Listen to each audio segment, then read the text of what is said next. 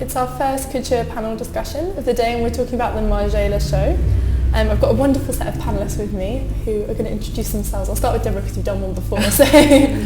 I'm Deborah Milner. I'm a couture designer and cutter, and I also work as a consultant for other brands such as Alexander McQueen on couture. I'm Phoebe English, and I'm a women's wear designer. I'm Anna Laub, and I'm a designer as well. I have a brand called Prism, an ex-journalist. So you've covered all areas. Yeah. I want to start because obviously we have designers with us. This is really great to be able to sort of grill you guys on this, which is talking about what makes Margiela so special and so exciting, because it really does, it's one of those brands that influences everyone, it seems, and if you talk to young fashion students, it's always one that they name as really exciting. Did you find that when you were studying? Is Margiela a brand that you're excited by? Yeah, definitely. I think they constantly reinvent what they are, but have a very strong sense of who they are as well. And it's just always really fresh and really exciting to look at, and I think that's one of the reasons that sort of young designers and students and stuff really connect with it, because it is so contemporary and interesting. It's really interesting stuff. You said that it is interesting. That's one of the things that everyone says. It's always kind of innovative, and I'm interested in what made it so revolutionary, because there is this sense it's very, as you said, contemporary and very modern. And we were talking before this started. You said about kind of contrasting it from the days of old, and what do you think is the main kind of? I think the fact that initially, and carrying on, he's always broken the rules. So particularly in the way that the garments are made with the raw edges and things like that, he really was one of the first to put garments out there that had raw seams and shoulder pads on the outside, and gathered sleeves that were sewn on top of the armhole instead of inside. So I think that a lot of his techniques were very revolutionary in that way, breaking all the boundaries, which it's exciting to then see a design team like that moving into couture, because you wonder how that will influence what's happening maybe in the other houses. I mean, of course, he's already influenced fashion massively, but maybe it will make people sort of look at how they could adapt some of those amazing couture techniques to be more modern. Because in their past couture shows, Margiela, they've used things like tape and paint and glass, and that is so different to what we've been looking at, firstly in other contemporary shows, but also when we've been talking a bit about the history of couture. What do you think people associate couture with in their head? What kind of would you count as typical couture? We've got some of these amazing examples. We've got Worth and James. I mean, probably something that's very embellished and quite worked and constructed, I would think. But also, I mean, if you look back to the 90s, there were a lot of designers from the 90s onwards already using paint and plastic and things, maybe not in couture, but making pieces which you could perhaps call couture. So, I mean, particularly McQueen, I would say. I think it's unexpected. I mean, personally, when I think about Margiela, I think it's unexpected for them to do couture. I think of them as being really conceptual, but really also quite basic. And it is about techniques, but I think when you think about couture, you think exactly like you said, embellishment, and not over the top, but all about kind of made to measure and more dressy. And I think of Margiela as being really conceptual and quite toned down. And so I actually think it's kind of a contrast to think of Margiela as doing couture, which is maybe why it's really interesting to see what they do. And I think people equate couture with the body, they equate it with fit and cutting to fit the body, whereas what Margiela's done is always moved outside of actually the form and looked at things like materials and taking something and turning it into something else, like we were talking about the pens and that kind of thing. And that's something you've done in your work as well, Phoebe, with your latex and the hair. Yeah, well, that's what I really love about what they do, is that the communicative nature can really read what they're doing, and it just gives another dimension to a garment. I think when you can read something into it, you can see something in it, like the raw seams and the making the construction like an evident part of the design and things like that. It's just it's a really clever way to perspective to design from. There's quite a vogue at the moment, I think, for this kind of collecting, kind of recycled nature of fashion, so taking something and turning it into something else. So even if you look, you get it with Margiela, with the glass and that kind of thing quite obviously, but even in like in the fashion East shows when you had Martin van der Horst taking, you know, a Tesco bag print and showing that on a dress. What do you think proves sort of so popular about that kind of make and mend type? I mean, just as a general thing, I think it's a reaction to really fast fashion. I think people are fed up of buying something and having to throw it away a week later, and I think that's kind of infiltrated a lot of different areas in fashion. People actually thinking, you know, how can we reuse all of this product? I mean, not that maybe they're not specifically reusing product that's out there, but it's that idea that seeps into everything, I think. Would you agree? Yes, and I think it's quite interesting what Phoebe said about that they're communicating something through the clothes, because I think we were talking the other day about how, you know, if you make something by hand, there's an enormous amount of love and attention from the person who's actually making the garment, and it goes into the garment. So I think that's what's special about couture. I mean, I'd be interested to hear, because I don't actually know why Margiela decided as a house to do couture, because you wouldn't think, as Anna said, that they would necessarily be a candidate for doing haute couture. So I'd be really interested to hear what the ethos behind that was. Yeah. Do you know which season? I actually don't know. I actually don't know what season they started. I mean, I saw that they did it last season. Yeah, last season. Like I think there's an element of showing off.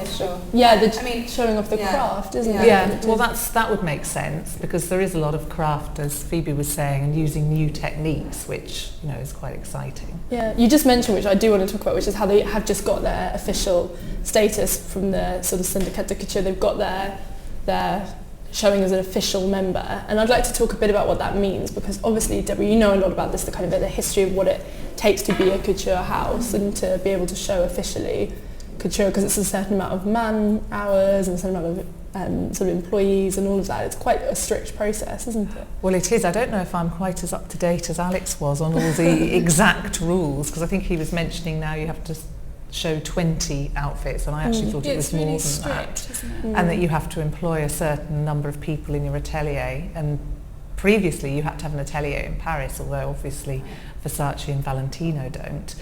And then I think you have to show twice a year and, you know, adhere to all of those sorts of things. And you can be, there's all these different stages. You can be a visiting member and you can be a guest, you know, there's the different. Do you think it's a good thing that it's becoming slightly more inclusive? So it's not just Margiela who are now official members, it's also Alexis Mobile this season. I think it's essential. Otherwise, I think it's going to be a dying art, which would be very sad, because, you know, there are incredible traditions in the big houses which will be lost if they're not able to keep going. And if there's less and less people showing and less people thinking it's relevant, then obviously that's going to be lost. So I think there's always that sort of fear factor that goes around that it's dying and it's going to drift away. But I think it will always go, and I think it will always be relevant. It's the top, kind of the highest, most important thing, you know, in the industry, I think. I think it will always kind of... I mean, maybe it will change. I hope it doesn't. But obviously with brands like Margiela coming in and showing officially, I think that's a great boost. And I think also that there is a place for the woman who's really willing to spend money on a beautiful, interesting garment, but wants something cutting edge and not necessarily following the traditional idea of a couture tailored suit or and that's a couture evening dress. In the context of the Margiela shopper, you know, who does seem to be someone who thinks themselves as being slightly away from the crowd, you know, wanting to wear something different, and that lends itself very much to the idea of owning something that is one-off, which I think makes sense of why Margiela showed couture, because, you know, wanting something that is completely unique, that's quite intrinsic to their brand DNA across everything, across the ready-to-wear as well. I want to talk quite closely with you, Phoebe, about your work, because you do these kind of pieces that are one-off and that can't be replicated, and, you know, that you spend hours and hours on.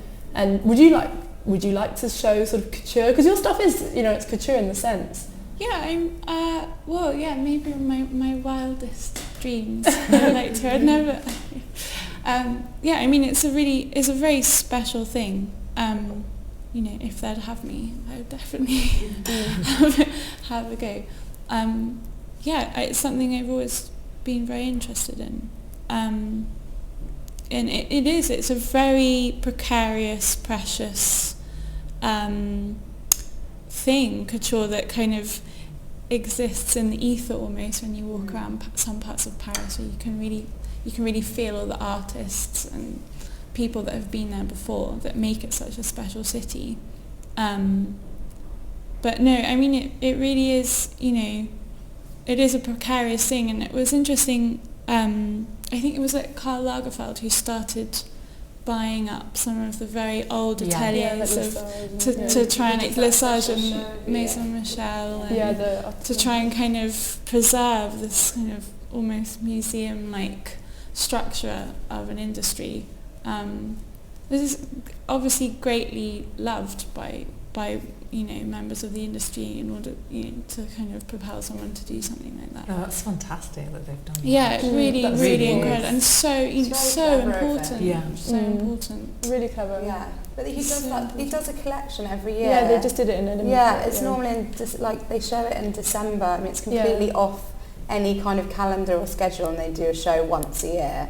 And it's just showcasing all the... I mean, I wonder how they would define that differently to their couture show, because it's showcasing all of those ateliers that he works with, that he's obviously keeping alive, and all these special techniques that they use. It's So, really incredible thing to do. It is. Really, but I mean, it'd be interesting to understand how they differentiate their couture show, and I mean... that isn't... Probably their couture show is even more... It's almost grand more scale commercial in the sense, exactly, you know, you want it's almost more of a theatre, whereas I think the other show that they do, it is, as you say, very much about, you know, almost being incrededly true to that craftsmanship. Yes, all about the crafts. Whereas the couture, it's more of an ad campaign in the sense of, you know, the story and the beautiful setting. And I think it's like you're saying, like wandering around Paris, you feel it. Couture is almost like that special history of what fashion used to be. I mean, that's what shows like the beginning. Shows used to be right at the beginning. These little, you know, little ateliers, and it would be their private clients, and that was it. And these, you know, tiny little rooms with, you know, models walking in a circle. And now, because all the shows in this crazy schedule have gone so huge, and like, become such a display. It's kind of like going to Disneyland. Yeah, and it's also almost nothing to do with the actual clothes. A lot of the time, the clothes they show don't get produced, and it's all about a theme and, you know, what happens during that show. And it's not actually, at the end of the day, really about those specific amazingly made garments, which is almost why, like, we need couture now to kind of keep the dream alive. It's like the very concentrated version of what it used to be, basically. I think that's true. It's really interesting that you say, especially because you have worked as a journalist, so you kind of see things from the other side, because we've talked quite a lot throughout all these discussions about what the purpose of a couture show is, and, you know, people come at it from very different ways. People say it's about the craft, but some people, they say it is this kind of a brand exercise, you know, it's a way of showing off. Like exactly. Large scale like an advertising campaign. Yeah. I don't know how much they're not selling, I mean, I don't know, but I doubt they're selling a lot of these pieces. They're doing it to prove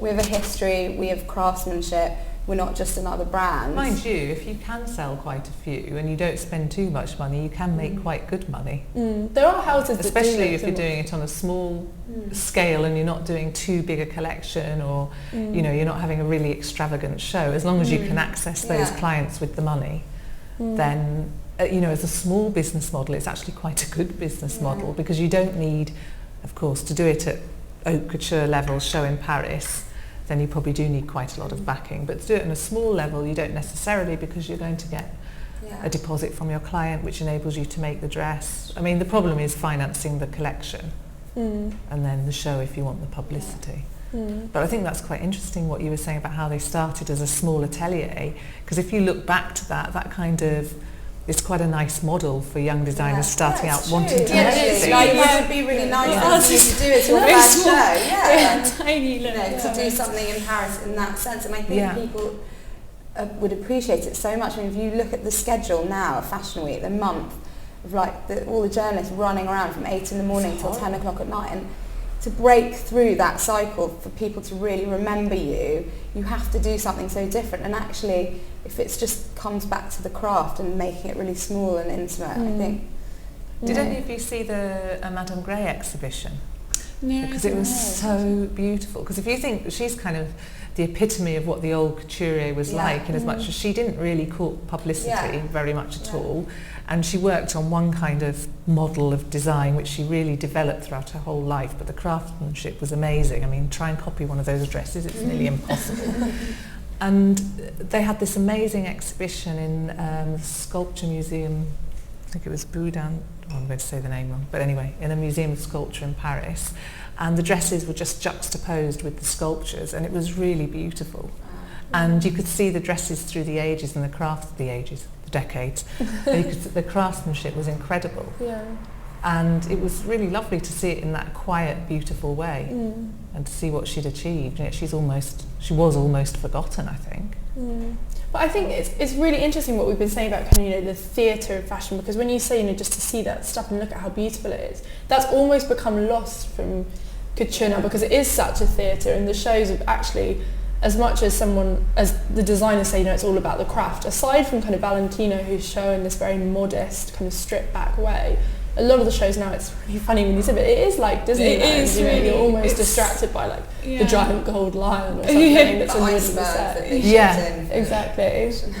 Well, it's interesting, the last show that I worked on with Alexander McQueen, one of the things he said on that, when we were working on the show, was, I want this show to, the Platis Atlantis one, I want this show to be all about the clothes. And actually in that show, the setting was relatively simple considering what he'd done before, and if you look at the cutting and everything, it was really incredible. You really could see them. It was you really could see them. So it was interesting, someone who's considered, great showman of fashion, obviously the clothes are fabulous as well. The clothes were, in his shows, were really the main focus of the show. Absolutely. That's the thing, they were so... Do you think there's a market or a room to go back to what couture kind of was really, really originally, so strip away, the theatrics and do, I guess it's actually quite similar to what you do, Phoebe, which is getting these amazing kind of worn-off crafty pieces and showing them in a very low-key, intimate way, and showing them with, often just to the person who's going to buy them, and that'd be quite an interesting thing to see a young designer, because there are a few young designers who are kind of pushing that way, they're going away from what other ready-to-wear designers are doing, but obviously they don't have the huge brand or the money to do this Parisian kind of dream world. I think there's space for it, but I think it's something as a kind of business model that you have to balance with something else. Yeah. So I think we do all those hand-sewn textile pieces, but then there are also very simple women's wear shapes. So I'm just trying to kind of complement and balance it so it functions, because I did start doing everything hand stitch myself, but it does take a long time when I only have one pair of hands. So no, I think it really does, and it's a very it's a brilliant thing to do to try and show in a different way and a different type of thing. But I do think in order to make it function as a business, that you sometimes have to. Well, that's how we've been, progressing it and stuff. But the reaction to what you've done, and also to someone like Simone Rocha, who obviously it is ready to wear, and it's not kind of couture in the sense, but the focus is on fabric and craft and innovative fabric, and it's got a sense of kind of craftiness to it, all of her work, and the reaction to that's been really great. And I think it's really interesting what you were saying before, and I think people are tired of the hefty ready-to-wear schedule, and they're tired of seeing kind of endless digital print, and they want something that feels a bit more tangible, crafty, which it shows there is this kind of thirst for something slightly more couture in the sense. And I think it differentiates from all the commercial products. That's the thing too. You can go to Cos or Topshop and Pennies or whatever and buy something that might look very similar to something in a show, but a lot of the time, if it's something quite basic, the thing that's going to differentiate it is amazing fabrics, whether they're technical, they've been developed especially for that collection. You're not going to find that for £30 in Topshop, and so at some point people are very aware of fashion these days. They're very aware of the market, and they know that they can get that for cheap somewhere else. It's quite a cynical way to think about it, but if you're going to do something like that, then you have to have a reason for people to pay for it, basically. Is that why we're seeing sort of couture type technique creeping into ready to wear in the cases of brands like Alexander McQueen as well? And we saw it with Olivier Teskins. It is that sense of kind of almost justify high fashion. I think maybe. I think it obviously started off like that, and then maybe it diluted somewhere in the middle, and now people are going back to it. Yeah, I think times are always changing, and everything kind of just shifts and balances and in accordance to that. I mean, obviously what haute couture can offer is fit and cut.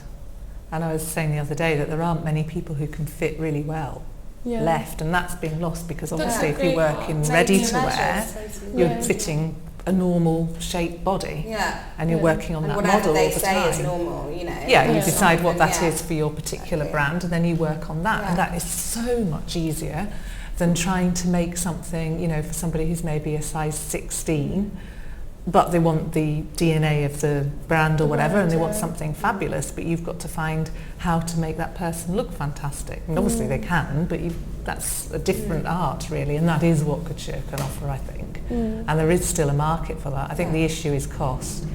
So maybe something like, well, I don't know what Margiela charge, but perhaps. They have like all their perfumes and things like that. Yeah, but what they charge to the client. So, you know. Yeah. So that's the question about how many couture clients how many are fittings? there. How much each fitting costs? Because you said it's about 3 fittings minimum, isn't it, with a couture? Minimum. Yeah, you'd be lucky to get away with. If I was doing a wedding dress for somebody and say they're not a typical slim shape, then you're going to have probably 2 fittings on the corset, and then you're going to fit the toile shape, and then maybe fit in the fabric, and then make some adjustments. You're probably talking about 6 fittings. Really. It's really a bit more, but it's like when you're making samples for a collection, right? You have to do those. Yeah. So you just have to do the same process, but for each person that buys everything, you have to do that many fittings. If anything changes from the original design, like if you do a complete one-off, then it is really like starting from scratch, because you've got to do the research in effect. And if you're stupid enough to choose a fabric you haven't worked with before, then you're really in trouble, because it probably won't do what it's meant to do. I have, unfortunately. That's how you learn, isn't it? Phoebe, you work, I'm going to drop you in a little bit, but you worked with Mr. Pearl, didn't you? Yeah. And you must have learned so much about fit and form from that. Well, no, I was sort of doing more the hand sewing and not sort of any corset construction or anything like that. But it was my first experience of fashion. It was before I started at St Martin's, so that's what I knew about when I started at St Martin's. And it was quite different from being in a couture atelier to being in a St Martin's studio. a bit shell shocked at first.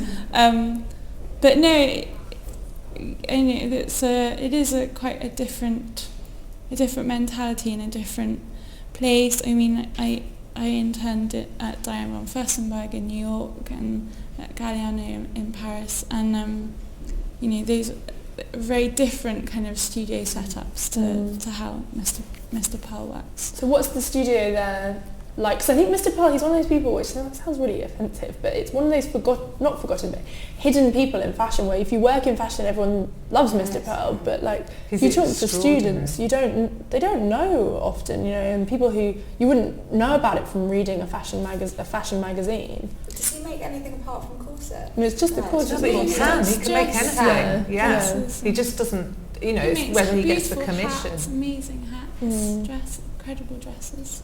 He can probably do anything. And his handwork, I mean, the finishing, I haven't seen any better anywhere. I mean, some of the girls I work with him, and he, for example, if you're putting 2 sides of a corset together, they have to stitch not just on the same line of stitching with the sewing machine, but so the needle goes through the same holes. Oh my God. I mean, it's really specific. It's amazing. And I remember he did a corset for one of the, I think years ago we did Helena Bonham Carter's Oscar dress, and he made the corset, and he kept saying to me, it's a t-shirt, because she wouldn't have it tight enough, basically. I mean, she was great, but he wanted to go, really 14 inches.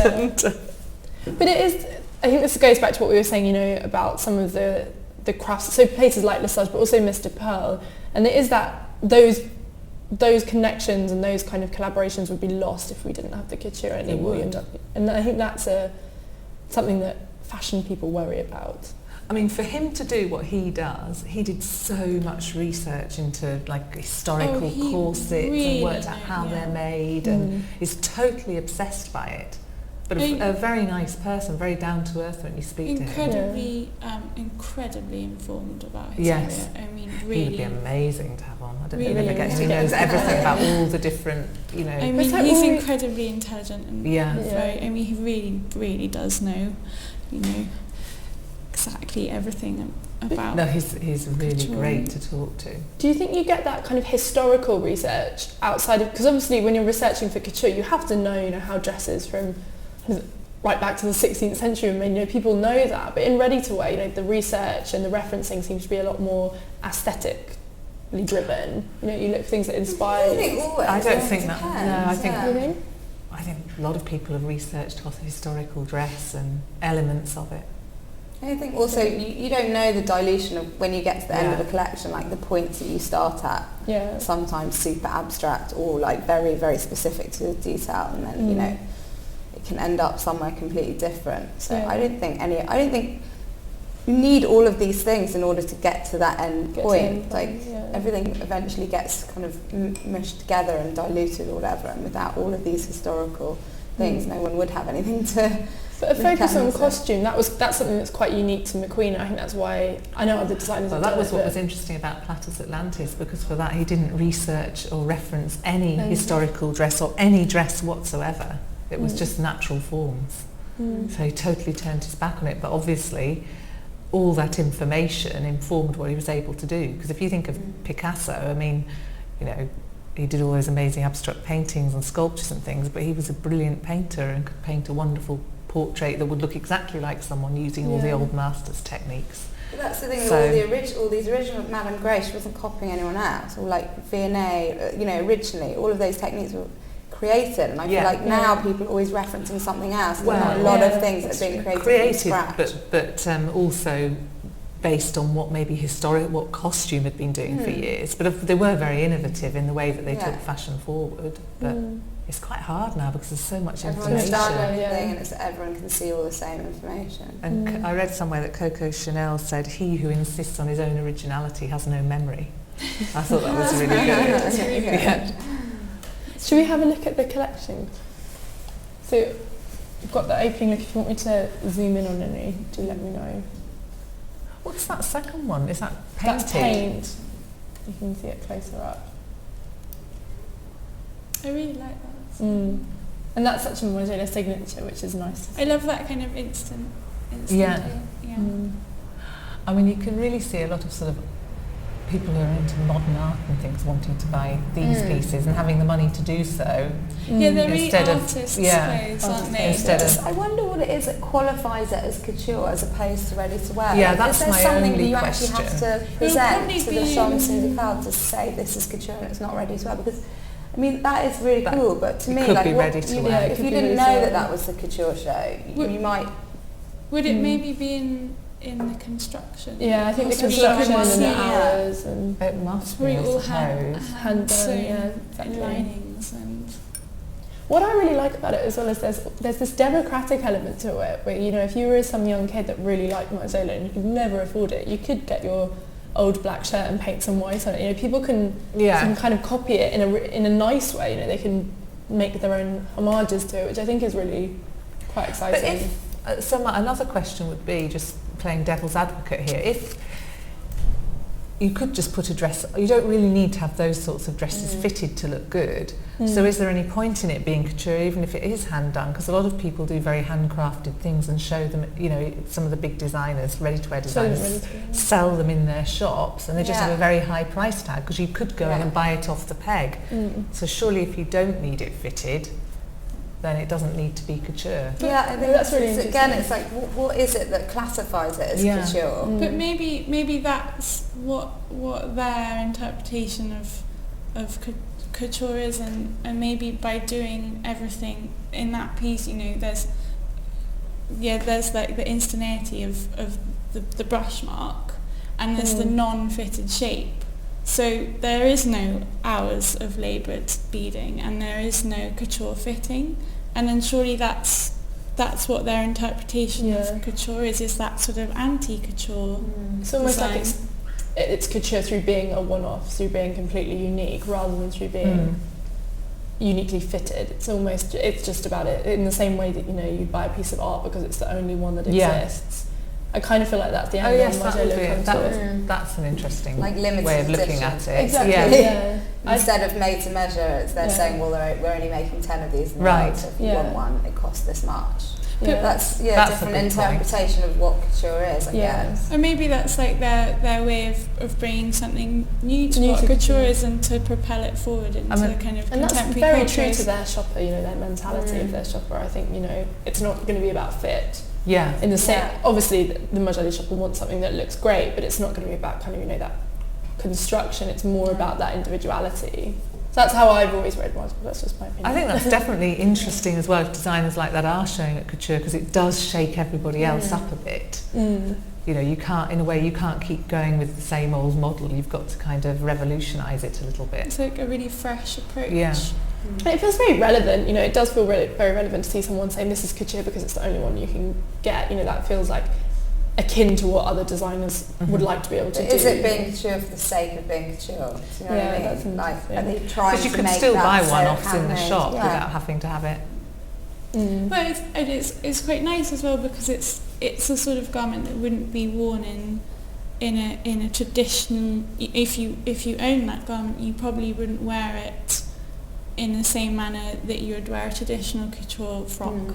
You know, you could wear it with boots. You know, you could wear it to the shop or something. I quite like that interpretation. Would someone spend that be. much money to wear it to the shop? To have a couture dress to wear like. But isn't that pajamas. like the most fabulous thing you could do, is to wear your couture, just to wear it around in your life? Yeah, I guess there's a certain appeal of that, you know, being able to spend that much money but getting something that you can wear every day.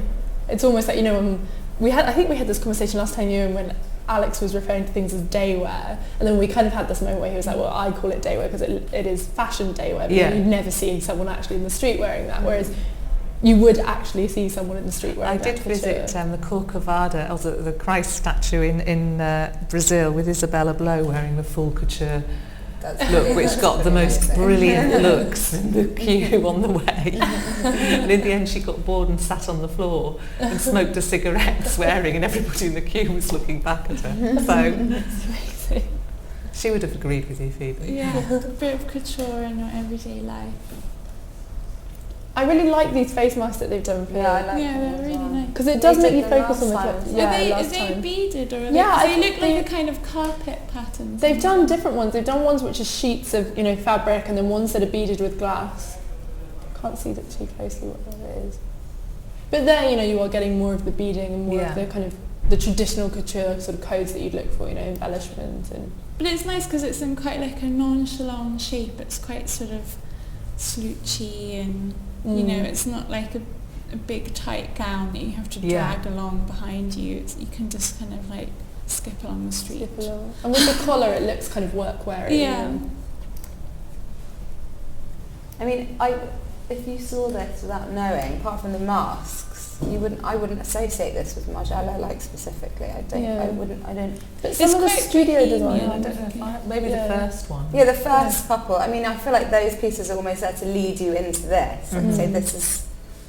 But last season I felt the same. Some of the shapes of last season, you know, the kind of like empire lines, the sort of really loose fitting, kind of quite, as you said, I think someone said bohemian. Yeah, it's quite like a kind of dishevelled bohemian. Yeah, thing. I thought that about last season as well, and it's interesting because we talked a bit about this before the stream started, about the changes both in kind of the business model but also in the aesthetic of the brand since Margiela himself kind of bowed out, and that's been quite interesting to see, because you followed the shows when at that stage. I was reporting on the shows then, and actually I think there was one season where no one really knew if he was still there or not, and then it was either that season or the season after, and we were requesting interviews. We used to do interviews with the designers straight after the shows, and somehow the PR put us in touch with Renzo Rosso, who owns Margiela and D-Squared and all that, and ended up doing an interview with him instead, and he I think everyone was wondering for ages, that it must have been at least 6 months, like, is he still there, isn't he? And I just asked him and he said, no, he's not there anymore. Yeah. It was pretty straightforward. It's quite a coup That's to get actually quite cool to kind of do it in that way where... But it was funny because, well, also I think, you know, a business at that level, you know, press now is so kind of instigated and planned and strategic. You know, it's unusual that it would just happen like that. Yes. But they didn't like release a statement. I just asked him and he was like, yeah. No, but that must be their strategy, mustn't it? Yeah. Well, that was always Margiela's strategy as a man, that anonymity, and I think maybe it's quite... It kind of follows on from that, doesn't it? Yeah, and then nobody really knowing who... Does anyone know who designs it now? It's just the studio. He actually said it's the same team that was there the whole time he was there, and it's his team that he worked with for years and years and years. So does nobody appear at the end or anything? It's just completely. That's really cool. But then that's kind of fitting because no one ever appeared Yeah, anywhere. exactly. It works Nobody really well, would. yeah. But it's quite nice because it the is. work has just kind of appeared, doesn't it? Yeah. So nice. And I think people were kind of aware just from the aesthetic at first. People started saying, I'm not sure he's here anymore, this doesn't look quite... I feel like that maybe it's evened out. It's almost maybe like the pressure at the beginning of him not being there and them feeling that they had to do something that was really in line with what he would have done, and now I feel like it's kind of back to where it was. Yeah. There's a confidence to it now. Yeah, you're right, I think.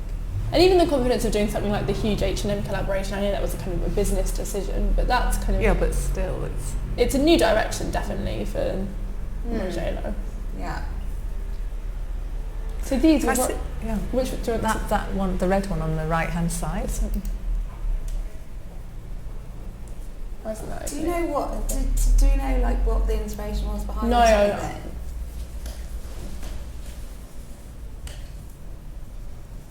It's like very, very different from Margiela, I think, than what you would expect to see. Yeah, exactly. I mean, the face masks are very them with that whole, you know, with they always have the eyes blacked out. And also I know it's kind of opulent in a way that you wouldn't expect, but that disheveledness, you know, the way it's longer on one side and shorter on the other.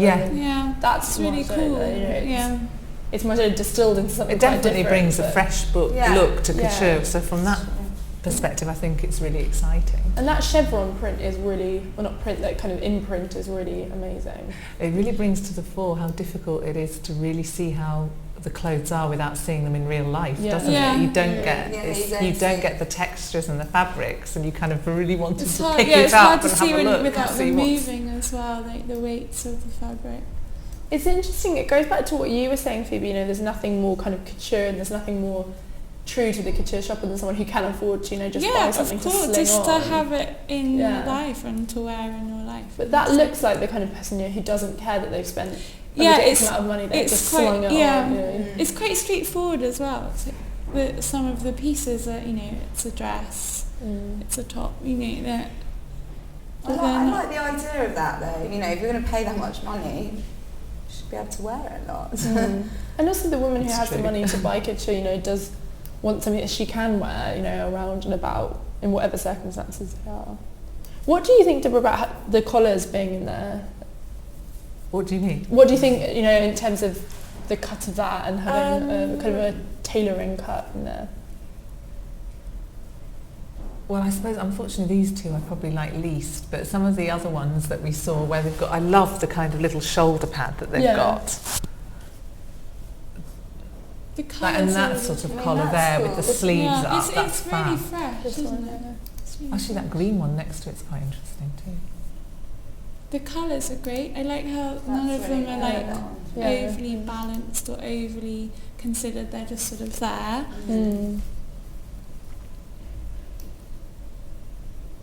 There's that recycled nature is really there, you know, in those colours as well. Very like unexpected though, I think, each piece is right. Yeah, there's no like sort of kind of extremely evident thread that everything's come from. It's all sort of like a bit kind of jumbly and unexpected. The craft of these pieces looks amazing. So I don't like those two personally. I like the hat. That's much more what you would expect. Exactly. Then he goes other pieces is confusing to me, but I think, you know, you could look at that and say, oh, I bet that's what Margiela would do if they were going to do couture. I suppose that's a good point. I love the placement of those colours. I like the really with the kind of that looks really good. It's all it's quite elegant but quite awkward at the same time. Yeah. Which is really interesting. And then that's the closing look. That's kind of great. That's cool, Yeah. Do you know what these are made from? No. Is it It looks like sweet wrappers. Yeah, because little it's wrappers. Hundreds of embroidered wrappers. And the footwear is very telling, you know, those kind of painted boots as if you've just slung your dress on, you know, with what you were wearing already. But it's almost like a dressing up box Yeah. in an old house. Lots of incredible textures. But it is very fresh in as much as one of the, if you like, criticisms you could level at couture recently is that maybe the design hasn't been that innovative. So okay, the techniques and the cut and everything's there, but the design hasn't been that innovative. It would be interesting to see what Ralph Simmons does at Dior going forward, and this collection I think was really beautiful. Who do you think have been the kind of innovators? Because there have, you know, people point to sort of someone like Jean-Paul Gaultier when he first kind of sprung up. I thought he did really a brilliant job when he started. Yeah. But why do you think there hasn't been that design innovation? Do you think it is just that kind of deferential nature to the technique? I mean, it's not totally the case because obviously you have Givenchy. Yes. So that's not. You can look really at that and it's super desirable to a normal and modern everyday customer. You're like, I wish I could afford that. But do you think that's just because it's sort of 12 beautiful gowns and the way it's presented? They're presented in such a great way. But they do look very modern. It's a modern idea. Yeah. So maybe I'm now contradicting myself. This always happens thinking on these about panels. You always argue with yourself. Well, a point about, you know, this is an interesting idea in the sense that it's couture, and when we all think about couture, we think about these kinds of dresses that are all fitted and body, and actually it's interesting to think of the idea that they could be making these one-off materials, everything's handmade, but it doesn't have to be like a fitted dress, it could be a whole different kind of garment. Maybe the word I'm looking for is contemporary. that the avant-garde has been lacking from the couture. Maybe it isn't so much part of couture, but then if you look at what Saint Laurent did when he started out, or you know, Dior with the new look, that was considered avant-garde and really different, even though they were still beautifully but maybe that's clothes. Sorry, but I think that's what all the industry, you know, and the people that view the industry are always looking, because you know there's kind of quite intense 6-monthly cycle of everything. You know, 6 months isn't that long, and that people are always looking and searching for like the new, fresh thing that's exciting, that doesn't remind them of a frock they've seen a million times.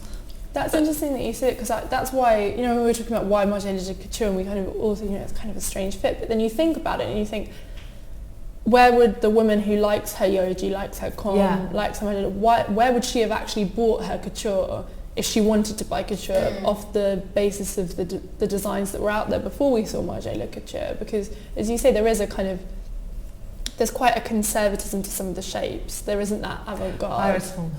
Iris van Herpen, but I think very she's done new. amazing. Very new again. Yeah. But she's doing some really incredible avant-garde stuff. Avant-garde stuff. So I think that angle coming in is really exciting, because even it can filter through to designers that might do more classic designs. No, that is really interesting. But maybe there is a place now, like for things that you're doing, for young designers who are doing one-off pieces in a completely different realm to what the norm is for couture, using, you know, just making one-off pieces with amazing techniques. You don't have to look like what everyone thinks about couture as being. It doesn't have to be a gown, does it? You know, I think that's why I think it would be really interesting to understand what the limitations are to be a part of couture, because I'm sure the chambre syndicale is, I'm sure it's like Noddenese, I bet that they are very... I think it's quite strict, isn't it? I bet they're super strict, and I bet there's certain things you have to do, like maybe you have to do dresses, or I don't know. Previously you did have to show a certain number of suits and a certain number of dresses, but as Alex was saying the other day, he thought it was relaxed to 20, so I don't know. Does it change quite often, or is it something that takes a lot of like... No, I don't think it's changed for years. It's like the same rules as it was like 40 years ago. Yeah. And there was some, this is what we were talking about with Alex the other day, but there have been some, kind of quite strange rules to it, in terms of exactly the certain amount of people you have to employ. And I think there is that element of that where you think that's almost a frustration, because you think it's great that someone like Iris van Herpen has not got round that, but kind of managed to do all of that and sort of subscribe to all those different conditions and still show. But if you think for lots of other young designers who are also wanting to do ready to wear but would like to show these more couture pieces, it's an impossible set of criteria to. Yeah, it is impossible. And because you started a couture business, do you think, how hard is it for someone to just be like, this is what I'm about, this is what I'm interested in, I'm going to do this? Well, as I say, I think in some ways it's not that hard as long as you've got clients, because they're going to give you a deposit and you'll be able to make the piece for them because you have that money. It's not like you've got to finance a whole production line or something. Yeah. The difficulty is when you start to want to make like the collection pieces, because then it's very expensive. And what I used to do would be make one-off pieces for press, and like Izzy would commission me to do a lot of pieces, and for that I could go quite crazy and make a whole dress out of Ridgeline or whatever. But not a lot of that would filter through to your clients necessarily, because the people that would see that in the magazine and love it wouldn't necessarily be the people who'd come and spend, in those days maybe 4,000 or 5,000, which is not much by Paris couture standards. But and then you'd probably have to really make something quite classic and just use your cutting skills. So I think there's a real opportunity there for people who want to do it. You just have to research your client base. But also, if you're starting out, you've got to do something that's going to say, this is me, this is what I'm about, this is what I think's exciting. Then you can always water it down a bit. That's interesting. But you could potentially do it without necessarily too much money initially. You might not get to show in Paris though, but you can get an invitation. Let's hope this encourages more people to do couture. We can have more panel discussions next season. Well, thank you. Should we give Margiela Studio a round of applause to wrap things up?